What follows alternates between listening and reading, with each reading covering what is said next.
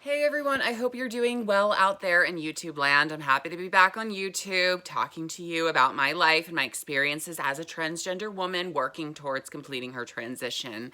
It's been really a thrilling time for me this past year. I mean, it's been crazy with the pandemic and all of the craziness with that, but then also just my own personal journey of coming back to my traumatic roots, facing them, not coping with alcohol, and getting my surgery, my bottom surgery, sooner than I would have had I been remained out in California. And I can almost guarantee that that is the case. And everything is working fine down there, and I'm very thankful for that. But I am, yeah, in the process of continuing my transition. I have breast augmentation coming up next Wednesday, April 28th, 2 days after my birthday. And I'm very excited about that, to just celebrate that. And of course, after that, once I recover, which will be a shorter recovery than vaginoplasty was, I will then, of course, be really preparing for what I'm going to have to do to get FFS and do it in a way that's affordable and feasible and realistic and the best possible option. Because at the end of the day, that's your face. You want it to be done right.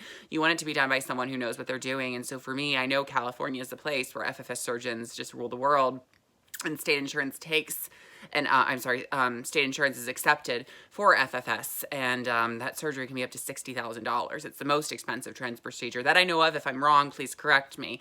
But it's very important that insurance starts to cover it all around. But then there's also the aspect of even having enough surgeons in any specific region and not knowing even what it is. So in that case, it just makes sense to go back out there, but quite possibly.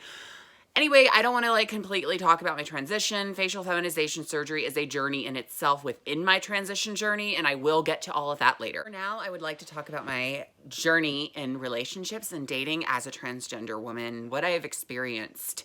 Well, I just want to say, to start off, when it comes to me, I probably don't have the typical transgender trajectory that a lot of other trans individuals have, where they start off conforming in their teens, get to college, and then maybe start to come out. For me, I already knew who I was as soon as I was 12, as soon as I was 11 or 12, and knew about being transgender. And I was like, well, that's what I have to do. So I grew my hair out, despite everyone around me making fun of me and telling me it was wrong. And so as a result of that, my teenage years were compromised because I was doing what I knew was right, but at the same time was dealing with a lot of oppression and flack for it, and not really getting to experience, relationships in the traditional sense that a guy dating a girl or something would. So for me, I don't have a lot of experience on that front. What I do have is experience in knowing what it's like to have tried to come out at a time when it was a lot less accepting than it is now, and what the repercussions of that are. And I do have a book I'm working on about all of that, but that is for another episode in itself. Completely don't want to get off track. I just want to say, when it comes to relationships, there hasn't been anything really for me. I have had a few sexual encounters, admittedly. I'm not going to go into detail, but at the same time, and this is my cat, Noah. He's just in love with the camera. So, but I guess he's my relationship. Isn't that right, mister? You're my boyfriend. You're my boyfriend. Anyway, so I don't really care, because I just, at the end of the day, I do, I think it would be nice to have a relationship and have that support and everything. But at the same time, I don't want to minimize my lived experiences by going into this relationship with a straight guy that's expecting me to be a certain way or whatever. Or if they have a fetish for chicks with dicks, well, they're not going to get that with me anymore. Thank God for me. To all trans women who would like to keep their penises, all the support to you.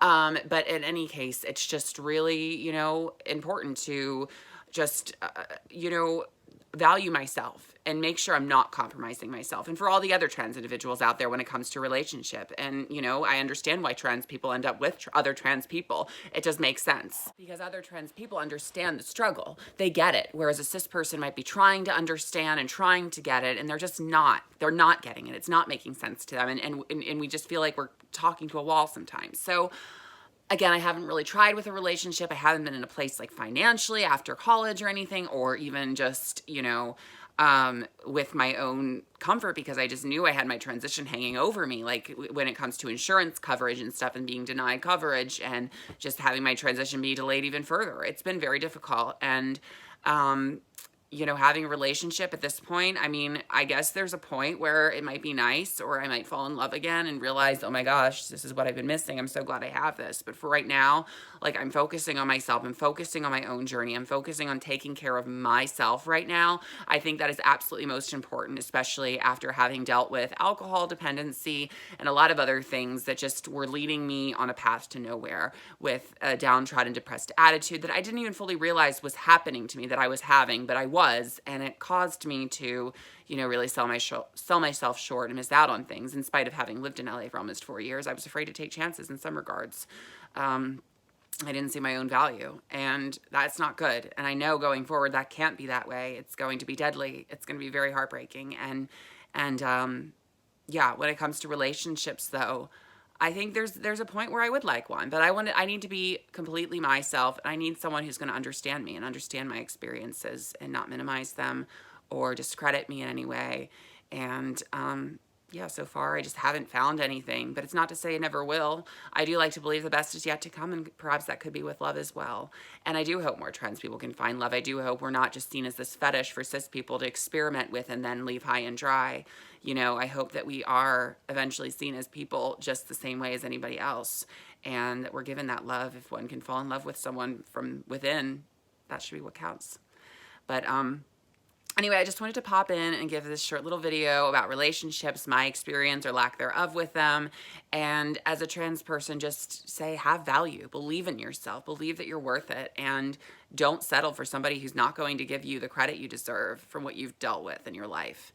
You absolutely, I think it's actually your responsibility. You're not going to find anything if you don't give yourself the credit. Yeah, I mean, so yeah, you're never going to get that credit from anybody else, I feel like, if you're not giving your own self the credit. So that's what I'm working on, and yeah, hopefully it'll be the flirty 30s then. But yeah, for right now, I'm going to be 29, coming up with my top surgery next Wednesday. Very excited about that. And yeah, I'm looking forward to the final surgery, and that is going to happen.